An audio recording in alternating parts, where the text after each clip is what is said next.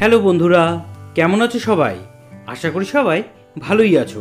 বন্ধুরা, আজ আমি আলোচনা করব আর.জি. কর মেডিকেল কলেজ ও হাসপাতাল হয়েছিল, যার নাম অনুসারে তার অজানা ইতিহাস এবং জীবন কাহিনী।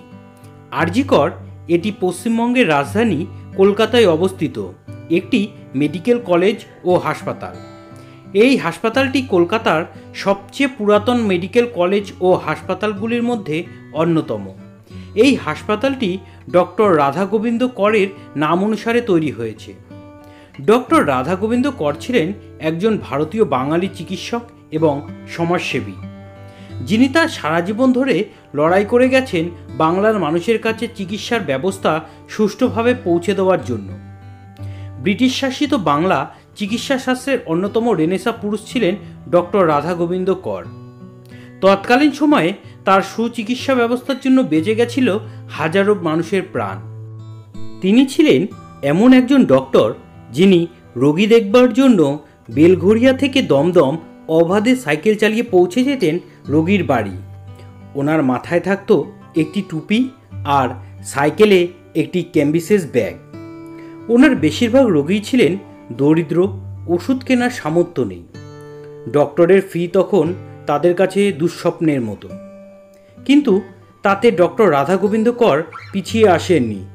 তিনি শুধু রোগীদের বিনামূল্যে চিকিৎসাই করেননি, প্রয়োজনে দিতেন ওষুধ কেনার টাকাও। আশ্চর্যজনক এটা ছিল যে ডক্টর রাধা গোবিন্দ করের কাছে ছিল বিদেশ থেকে লাভ করার ডিগ্রি, তবু তিনি একটি অস্বাস্থ্যকর গ্রামে কাজ করতে বেছে নিয়েছিলেন। এই জনদরদি ডক্টর রাধা গোবিন্দ কর জন্মগ্রহণ করেন 1852 সালের 23শে আগস্ট ব্রিটিশ ভারতের হাওড়া সাঁতরাগাছিতে। তার পিতা ছিলেন দুর্গাদাস কর, যিনি ছিলেন পেশায় একজন চিকিৎসক, এবং তার ভাইয়ের নাম ছিল রাধা মাধব কর, যিনি ছিলেন একজন ডক্টর হবার পাশাপাশি একজন সফল নাট্য ব্যক্তিও। ডক্টর রাধা গোবিন্দ কর পড়াশোনায় অবিশ্বাস্যভাবে মেধাবী ছিলেন। তিনি হিন্দু স্কুল থেকে প্রবেশিকা পরীক্ষায় উত্তীর্ণ হবার পর চিকিৎসা বিজ্ঞান অধ্যয়নের জন্য 1880 সালে কলকাতা মেডিকেল কলেজে যোগ দেন। এখানে তিনি 3 বছর অধ্যয়ন করার পর 1883 সালে তিনি কলকাতা ছেড়ে স্কটল্যান্ডে চলে যান। ওখানে তিনি এডিনবার্গ বিশ্ববিদ্যালয়ে ভর্তি হন। 1887 সালে তিনি এডিনবার্গ বিশ্ববিদ্যালয় থেকে চিকিৎসা বিজ্ঞানে অনার্স সহ স্নাতক হন এবং এমআরসিপি হন। তার বন্ধু বান্ধব, আত্মীয় স্বজন সহ সবাই বলেছিল তাকে ইংল্যান্ডে থেকে যেতে, সেখানেই ডাক্তারি করতে।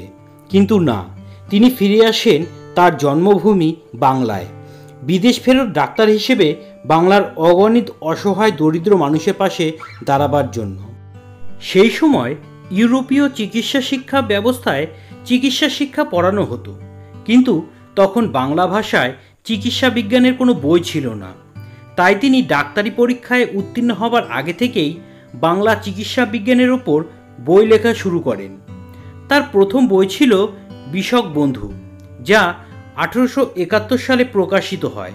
এছাড়াও তার উল্লেখযোগ্য গ্রন্থগুলি হল ভিষক সুহৃদ, সংক্ষিপ্ত শরীরতত্ত্ব, কর সংহিতা, সংক্ষিপ্ত ভৈষজ্যতত্ত্ব, প্লেগ, স্ত্রীরোগ চিকিৎসা, স্ত্রীরোগের চিত্রাবলী ও সংক্ষিপ্ত তথ্য, গাইনোকোলজি, সংক্ষিপ্ত শিশু ও বাল চিকিৎসা, রোগীর পরিচর্যা প্রভৃতি। ডক্টর রাধা গোবিন্দ কর বুঝতে পেরেছিলেন যে বাংলায় চিকিৎসা বিজ্ঞানে বই লিখলেই বাংলার রোগীদের জন্য যথেষ্ট নয়। তাই তিনি বাংলার মানুষদের জন্য একটি হাসপাতাল নির্মাণের সিদ্ধান্ত নেন। 1886 সালে ডক্টর রাধা গোবিন্দ কর বিদেশের ডিগ্রি নিয়ে ভারতে ফিরে আসেন। এরপর তিনি জাতীয় চিকিৎসালয় প্রতিষ্ঠার তৈরির উদ্দেশ্যে একটি বৈঠকের আহ্বান করেন। এই বছরেরই 18ই October doctor Mahendranath Banerjee, doctor Akshay Kumar Dutta, doctor Bipin Bihari Maitra আরও অনেক কয়েকজন কলকাতার বিখ্যাত চিকিৎসকদের উপস্থিতিতে ওই বৈঠকে ব্রিটিশ শাসকদের অধীনে সরকারি প্রতিষ্ঠান থেকে পৃথক একটি মেডিকেল স্কুল স্থাপনের সিদ্ধান্ত হয়। এই সিদ্ধান্ত থেকে 161 বৈঠকখানা বাজার রোডে কলকাতা স্কুল অব মেডিসিন প্রতিষ্ঠিত হয়। ডক্টর জগবন্ধু বসু এই প্রতিষ্ঠানের সভাপতি এবং ডক্টর রাধা গোবিন্দ কর প্রথম সম্পাদক নির্বাচিত হন। পঠন পাঠনের জন্য সরকারি ক্যাম্পবেল মেডিকেল স্কুলের চিকিৎসা পাঠ্যক্রম গৃহীত হয়। বাংলা ভাষাকে শিক্ষাদানের মাধ্যম হিসেবে স্থির করা হয় এবং পঠন পাঠনের সময়কাল নির্ধারিত করা হয় 3 বছর। 1887 সালের আগস্ট মাসে এই স্কুলের নাম পরিবর্তন করে ক্যালকাটা মেডিকেল স্কুল রাখা হয়। ডক্টর রাধা গোবিন্দ কর এই হাসপাতাল গড়ার স্বপ্ন পূরণের জন্য অর্থ ভিক্ষা করেছিলেন। শুধু তাই নয়, তিনি ডাক্তার হিসেবে যে অর্থ উপার্জন করেছিলেন তার সমস্ত কিছু তিনি মেডিকেল স্কুল ও হাসপাতাল প্রতিষ্ঠার জন্য দান করেছেন। এরপর 70,000 টাকা ব্যয়ে এই স্বপ্নের হাসপাতালটি নির্মাণ হয়েছিল। প্রিন্স অ্যালবার্ট ভিক্টর হাসপাতাল পরিদর্শনের সময় 15,000 টাকা দান করেছিলেন, তাই এই ভবনটি তার নামে রাখা হয়। 1904 সালে ডক্টর রাধা গোবিন্দ করের উদ্যোগে college of physician and surgeon of বেঙ্গলের সাথে একীভূত হয়। আরও 10 বছর পর এই হাসপাতালটি কলকাতা বিশ্ববিদ্যালয় থেকে অনুমোদন পায় এবং 1916 সালের 5 জুলাই লর্ড কারমাইকেল মেডিকেল কলেজের দোতলা ভবনের উদ্বোধন করেন এবং তার সম্মানেই হাসপাতালটির নাম পুনরায় পরিবর্তন করে রাখা হয় মাইকেল মেডিকেল কলেজ হাসপাতাল। দেশ স্বাধীন হওয়ার আগে পর্যন্ত এই চিকিৎসা কেন্দ্রটি ওই নামেই পরিচিত ছিল। 1948 সালে একটি গুরুতর আর্থিক সংকট দেখা দিলে আবারও হাসপাতালটির নাম পরিবর্তনের দাবি ওঠে, যদিও পশ্চিমবঙ্গের তৎকালীন মুখ্যমন্ত্রী ডক্টর বিধানচন্দ্র রায় তা করতে দেননি। স্বাধীনতার পর 1948 সালের 12 মে ওই কলেজটির রূপকার ডক্টর রাধা গোবিন্দ করের নামে রাধা গোবিন্দ কর মেডিকেল কলেজ ও হাসপাতাল রাখা হয়, যা সংক্ষেপে আরজি কর হসপিটাল নামে পরিচিত। হাসপাতালের ভেতরে রোগীদের যাতে দামি বিদেশি ওষুধ কিনতে না হয় সে বিষয়ে ডক্টর রাধা গোবিন্দ কর গভীরভাবে সচেতন ছিলেন। আচার্য প্রফুল্লচন্দ্র রায়ের আত্মজীবনী life and experience of Bengali chemist অনুসারে ডক্টর আরজি কর দেশের প্রথম ফার্মাসিউটিক্যাল কোম্পানি প্রতিষ্ঠার সময় দেশীয় পদ্ধতি ব্যবহার করে ওষুধ উৎপাদনে অবদান রেখেছিলেন।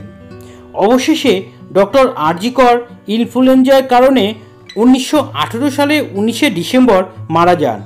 মৃত্যুর সময় ডক্টর রাধা গোবিন্দ করের কোনো ব্যক্তিগত সম্পত্তি ছিল না।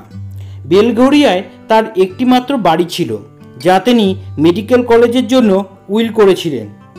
রাধা গোবিন্দ কর 19 শতকের বাংলার চিকিৎসা বিজ্ঞানের সত্যিকারের রেনেসাঁ পুরুষ। বন্ধুরা, আজকে এই পর্যন্তই। ভিডিওটি ভালো লাগলে অবশ্যই লাইক এবং শেয়ার করবে, কমেন্ট করে জানাবে তোমাদের গুরুত্বপূর্ণ মতামত, সাবস্ক্রাইব করবে আমাদের চ্যানেলটিকে এবং পাশের বেল আইকনটি টিপে অল করে দেবে, যাতে নতুন ভিডিও নোটিফিকেশন তুমি সবার আগে পেতে পারো। জয় হিন্দ, বন্দে মাতরম।